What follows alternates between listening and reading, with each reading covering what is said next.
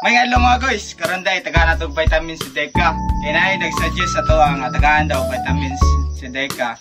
So niadto ko sa standard dito ko sa Agrivet. Nangutan ako dito. Hapon ako nakadto kay nagpakaon ko kong Deka. After nako pakaon Deka ni biyahe nako pa pingon sa standard. And then karon pa ta naabot. So medyo ngit-ngit na. And pakaon ako dito nangutan ko nako boss.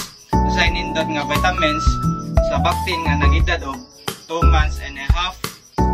Nasi gayaw-yaw, and then wala ko sabot. Nanar ako nga, sige ka na lang. And then, namutan ako nga, kapilaon siya, taga vitamins. Nyana siya nga, once every 2 weeks. So, nyana ko nga, sige, tagay ko balik 1 month. And then, ito po siya, nyana siya nga, ayaw lang kay mahupas, balik-balik lang dire. So, tingala ko nga nung mahupas.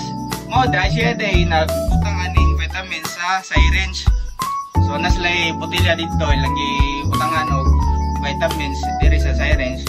And then ang akong ibayran is kaning syringe o ang vitamins. So nag-cost siya 20 pesos. So and then gituluan sa kunya sa pag-inject.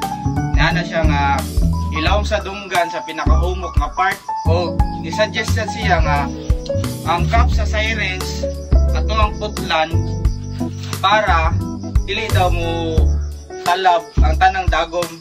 So atong sundo ng iyang giingon. So putlan nato ni diri mga guys.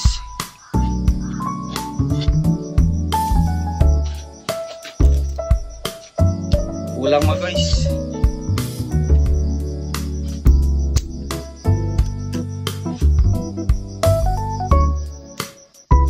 Okay guys, ready na to guys. Mag-doktor-doktor tarang guys. Deka, come here.